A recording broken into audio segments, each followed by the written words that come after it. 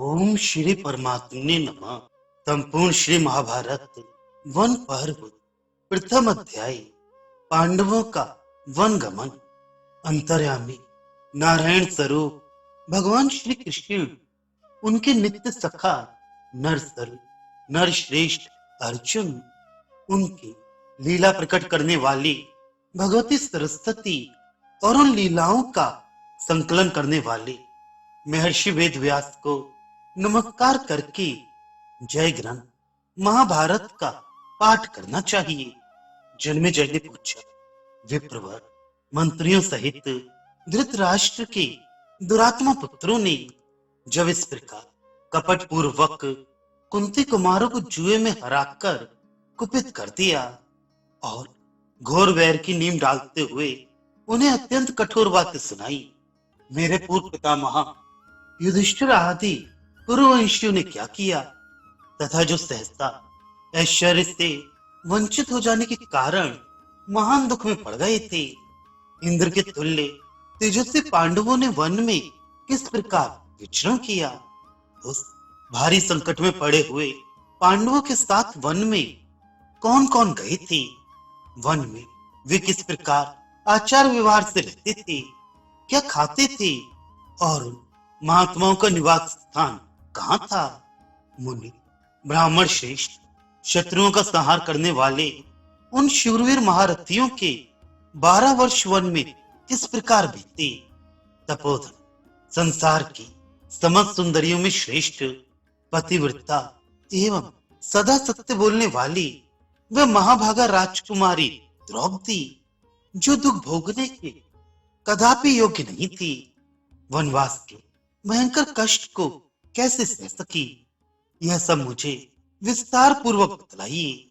ब्रह्मन, मैं आपके द्वारा कहे जाते हुए महान पराक्रम और तेज से संपन्न पांडवों के चरित्र को सुनना चाहता हूँ।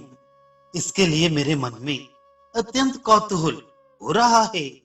वैशंपायन जी ने कहा, राज, इस प्रकार मंत्रियों सहित दुरात्मा धृतराष्ट्र पुत्रों द्वारा जुए में पराजित करके क्रोध किए हुए कुंती कुमार हस्तिनापुर से बाहर निकले। वर्धमानपुर की दिशा में स्थित नगर द्वार से निकलकर शस्त्रधारी पांडवों ने द्रौपदी के साथ उत्तराभिमुख होकर यात्रा आरंभ की। इंद्रसेन आदि 14 से अधिक सेवक सारी स्त्रियों को शीघ्रगामी रथों पर बिठाकर उनके पीछे पीछे चले।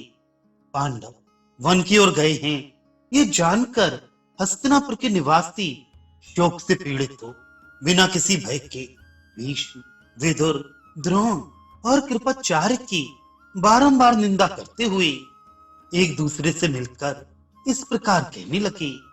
उर्वासी बोले, अहो, हमारे ये समस्त कुल, हम तथा हमारे घर द्वार अब सुरक्षित नहीं है, क्योंकि यहाँ पापात्मा दुर्योधन सुबल पुत्र शकुनी से पालित हो कर्ण और दुशासन की सम्मति से इस राज्य का शासन करना चाहता है।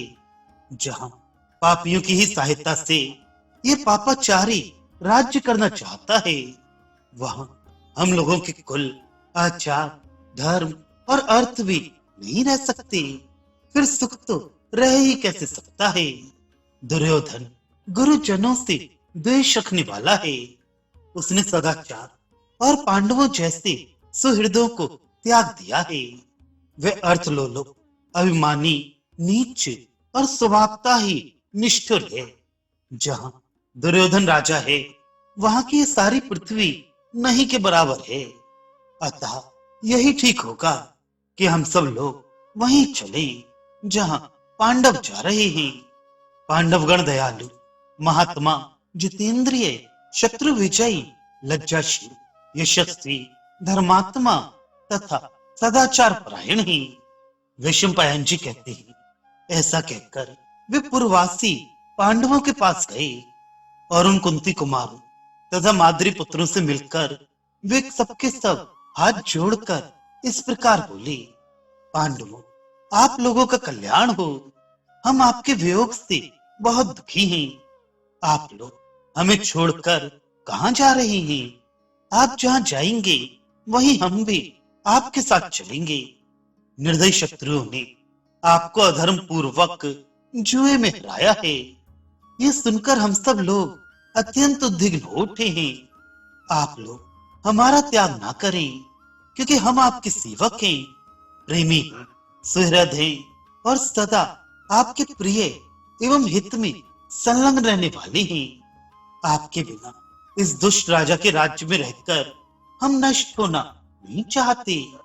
नरश्रेष्ठ पांडवों, शुभ और अशुभ आश्रय में रहने पर वहां का संसर्ग मनुष्य में जैसे गुण दोषों की सृष्टि करता है, उनका हम वर्णन करते हैं। उसे सुनिए। जैसे फूलों के संसर्ग में रहने पर उनकी सुगंध वस्त्र, जल, तिल और भूमि को भी सुवासित कर देती है, उसी प्रकार संसर्ग जनित गुण भी अपना प्रभाव डालते हैं। मूढ़ मनुष्यों से मिलना जुलना मोह जाल की उत्पत्ति का कारण होता है। इसी प्रकार साधु महात्माओं का संग प्रतिदिन धर्म की प्राप्ति कराने वाला है। इसलिए विद्वानों, वृद्ध पुरुषों तथा उत्तम स्वभाव वाले शांति परायण तपस्वी सत्पुरुषों का संग करना चाहिए। जिन पुरुषों के विद्या, जाति और कर्म ये तीनों उज्जवल हों, उनका सेवन करना चाहिए, क्योंकि उन महापुरुषों के संग बैठना शास्त्रों के स्वाध्याय से भी बढ़कर है। हम लोग अग्निहोत्र आदि शुभ कर्मों का अनुष्ठान नहीं करते, तो भी पुण्यात्मा साधु पुरुषों के समुदाय में रहने से हमें पुण्य की ही प्राप्ति होगी। इसी प्रकार पापी जनों के सेवन से हम पाप के ही भागी होंगे। दुष्ट मनुष्यों के दर्शन, स्पर्श, उनके साथ वार्तालाप अथवा उठने बैठने से धार्मिक आचारों की हानि होती है। इसलिए वैसे मनुष्यों को कभी सिद्धि प्राप्त नहीं होती। नीच पुरुषों का साथ करने से मनुष्यों की बुद्धि नष्ट होती है।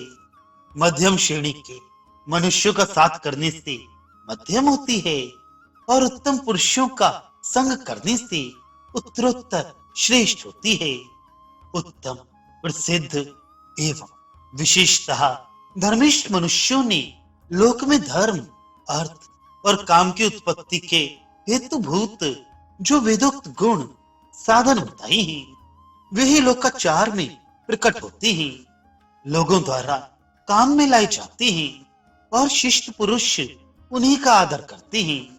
वे सभी सद्गुण पृथक पृथक और एक साथ आप लोगों में विद्यमान हैं। अतः हम लोग कल्याण की इच्छा से आप जैसे गुणवान पुरुषों के बीच में रहना चाहते हैं।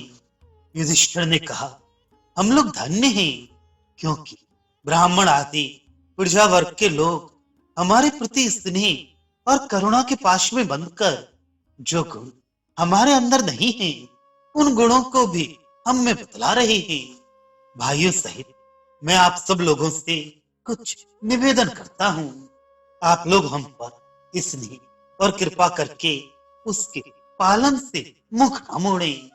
आप लोगों को मालूम होना चाहिए कि हमारे पितामह भीष्म, राजा धृतराष्ट्र, विदुर जी, मेरी माता तथा प्रायः अन्य सगे संबंधी भी हस्तिनापुर में ही हैं। वे सब लोग आप लोगों के साथ ही शोक और संताप से व्याकुल हैं। अतः आप लोग हमारे हित की इच्छा रखकर उन सबका यत्न पूर्वक पालन कीजिए। अच्छा, अब लौट जाइए। आप लोग बहुत दूर चले आए हैं। मैं अपनी शपथ दिलाकर अनुरोध करता हूँ कि आप लोग मेरे साथ न चले। मेरे स्वजन आपके पास धरोहर के रूप में हैं। उनके प्रति आप लोगों के हृदय में स्नेह भाव रहना चाहिए। मेरे हृदय में स्थित सब कार्यों में यही कार्य सबसे उत्तम है। आपके द्वारा इसके किए जाने पर मुझे महान संतोष प्राप्त होगा और इसी से मेरा सत्कार भी हो जाएगा। वैशंपायन जी कहते हैं, जन्मेजय, धर्मराज के द्वारा इस प्रकार विनय पूर्वक अनुरोध किए जाने पर उन समस्त प्रजाओं ने हा महाराज ऐसा कहकर एक ही साथ भयंकर आर्तनाद किया। कुंती पुत्र युधिष्ठिर के गुणों का स्मरण करके प्रजा वर्ग के लोग दुख से पीड़ित और अत्यंत आतुर हो गए। उनकी पांडवों के साथ जाने की इच्छा पूर्ण नहीं हो सकी। वे केवल उनसे मिलकर लौट आए। पूर्ववासियों के लौट जाने पर पांडव गण रथों पर बैठकर गंगा जी के किनारे प्रमाणकोटि नामक महान वट के समीप आए। संध्या होते होते उस वट के निकट पहुंचकर शूरवीर पांडवों ने पवित्र जल का स्पर्श, आचमन और संध्या वंदन आदि करके वह रात वहीं व्यतीत की। दुख से पीड़ित हुए वे पांचों पांडव कुमार उस रात में केवल जल पीकर ही रह गए। कुछ ब्राह्मण लोग भी इन पांडवों के साथ स्नेहवश वहां तक चले आई थी। उनमें से कुछ साग्नि अग्निहोत्री थे और कुछ निरग्नि। उन्होंने अपने शिष्य तथा भाई बंधुओं को भी साथ ले लिया था। वेदों का स्वाध्याय करने वाले उन ब्राह्मणों से घिरे हुए राजा युधिष्ठिर की बड़ी शोभा हो रही थी। संध्या काल की नैसर्गिक शोभा से रमणीय तथा राक्षस पिशाच आदि के संचरण का समय होने से अत्यंत भयंकर प्रतीत होने वाले उस मुहूर्त में अग्नि प्रज्वलित करके वेद मंत्रोक्त घोष पूर्वक अग्निहोत्र करने के बाद उन ब्राह्मणों में परस्पर संवाद होने लगा। हंस के समान मधुर स्वर में बोलने वाले उन श्रेष्ठ ब्राह्मणों में कुरुकुल रत्न राजा युधिष्ठिर को आश्वासन देते हुए सारी रात उनका मनोरंजन किया।